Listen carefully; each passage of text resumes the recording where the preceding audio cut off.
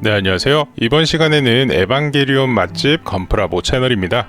오늘은 영옥이 풀 도색을 진행을 해볼 거고요. 에반게리온 같은 경우에는 디테일러 파츠나 패널 라인을 넣기가 굉장히 어색하기 때문에 이번에는 도색 기법으로 디테일을 올려보도록 하겠습니다. 건프라보 채널. 우선 조립했던 기체를 바로 분해를 해주는 모습입니다. 도색하시는 분들 대부분이 그러시겠지만 강하게 조립을 해놓지 않았기 때문에 틈만 벌려주면 쉽게 할 수 있도록 만들어 놓은 상태였습니다. 그리고 파츠가 굉장히 작기 때문에 잃어버리지 않도록 구멍이 막혀있는 통을 준비를 해주시고 도색 준비를 마쳤습니다. 건프라보 채널. 이번 도색은 라카 도료가 메인이기 때문에 장갑을 꼭 껴주신 상태에서 도색을 해주세요. 노란과 빨강 파츠를 제외한 나머지 파츠들은 가야노츠, 나즈카, 메카 서페이서를 뿌리도록 하겠습니다.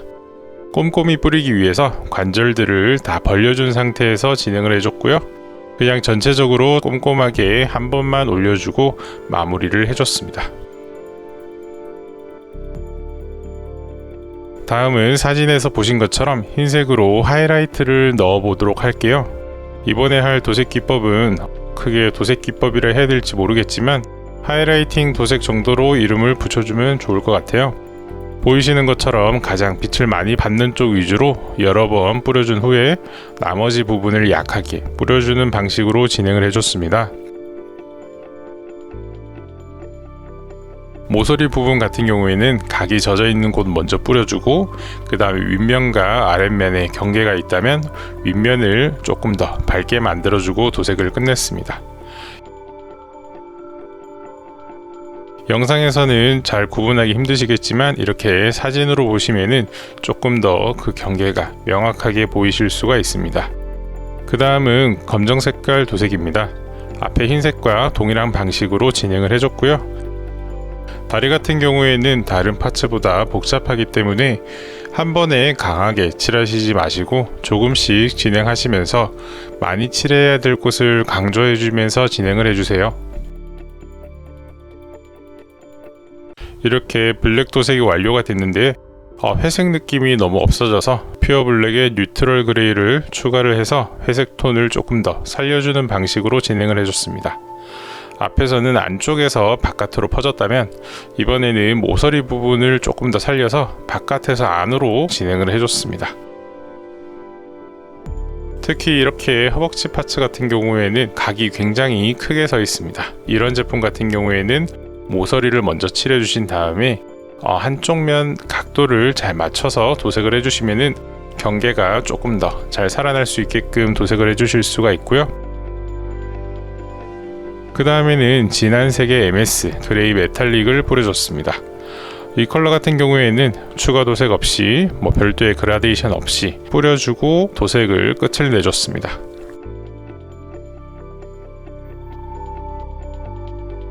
다음은 가장 중요한 노란색 부분을 도색하도록 할게요. 우선 노란색 파츠 같은 경우에는 핑크 서페이서를 뿌려줄 겁니다. 핑크 서페이서는 붉은 계열의 발색이 잘 되도록 도와주는 제품이고요. 이렇게 나머지 부품들도 다 칠해주신 후에 가야노츠에서 나온 에바 전용 도료인 프로토 옐로우 11번 도료를 뿌려줬습니다.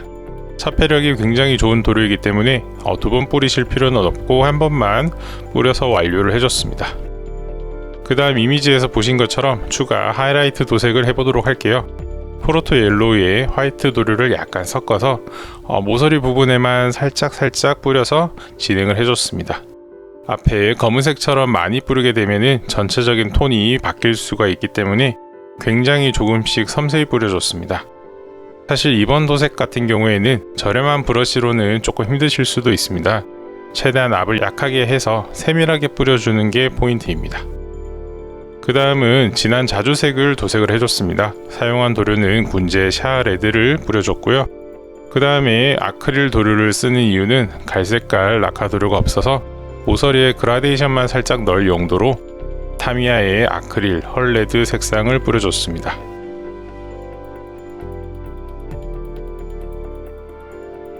이렇게 꽂아보시면 굉장히 잘 어울리게 도색이 된 걸 보실 수가 있고요. 그 다음은 빨간색 도료인데 제가 또 빨간 색깔 라카 색상이 없어서 똑같이 아크릴 도료로 도색을 해줬습니다. 페라리 레드 같은 경우에는 주황 색깔의 느낌이 조금 더 강했고요. 주황색을 뿌려준 후에 타미야 아크릴 플랫 레드를 이용해서 모서리 부분을 강조해주고 완료를 해줬습니다. 그리고 등 뒤에 보시면 이렇게 그린색의 오버코팅된 초록색 부품을 보실 수가 있어요. 이와 같은 경우에는 메탈릭 그레이를 하지로 뿌려서 어두운 톤으로 오버코팅을 진행을 해줄 겁니다. 뿌리신 후에는 클리어 그린을 뿌려서 초록 색깔의 오버코팅을 진행을 완료해 줬습니다.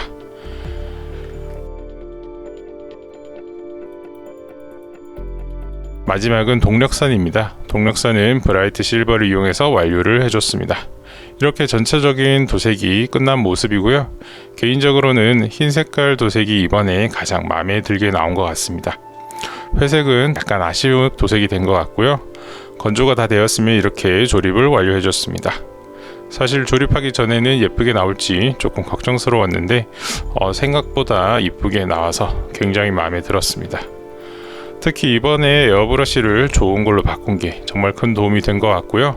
영호기 도색은 이렇게 완료가 됐고 마지막 붕대 영상 같은 경우에는 키 영상으로 한번 만들어 봤습니다. 보고 싶으신 분들은 끝까지 시청 부탁드리도록 할게요.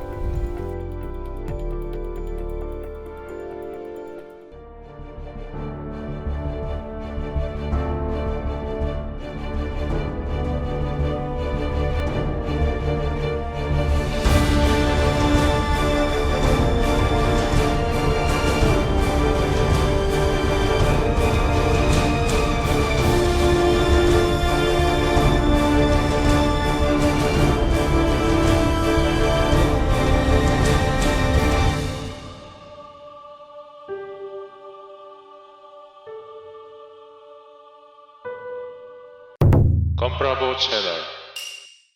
다음은 쿠키 영상입니다. 우선 이렇게 붕대를 감은 씬이 있는데 옛날 TV판을 보시면은 이렇게 팔이 없는 영호기가 쥐레를 박아 넣는 장면이 있고 극장판에서는 이렇게 붕대를 감고 나오는 장면으로 바뀌어서 나왔습니다.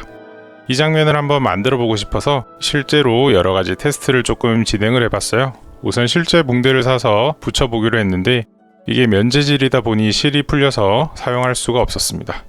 그리고 이번에는 절단면이 그나마 깨끗한 가위로 잘라봤지만 여전히 똑같았고요.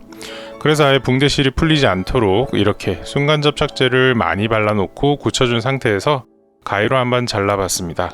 그리고 굳은 후에는 너무 딱딱하기 때문에 이렇게 펜으로 말아서 돌려봤지만 제대로 감겨지지가 않고 붕대가 너무 굵어서 느낌이 살지 않더라고요.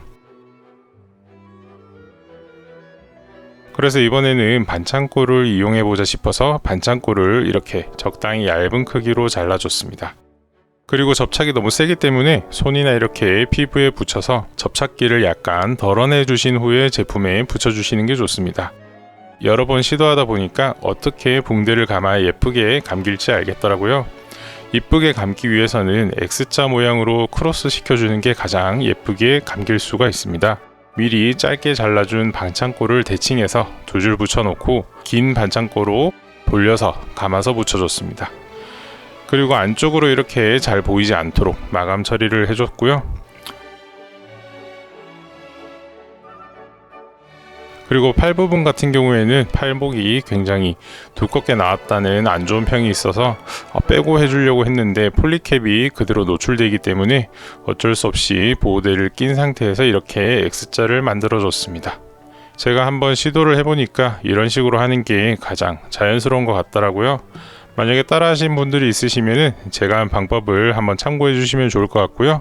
추가로 팁을 드리자면 붙이기 전에 무광 스프레이를 뿌리시거나 간단한 명암으로 해주시면 자연스럽게 될 것 같습니다. 이번 영상도 끝까지 봐주셔서 정말 감사하고요. 다음 시간에도 재밌는 영상으로 찾아뵙도록 하겠습니다.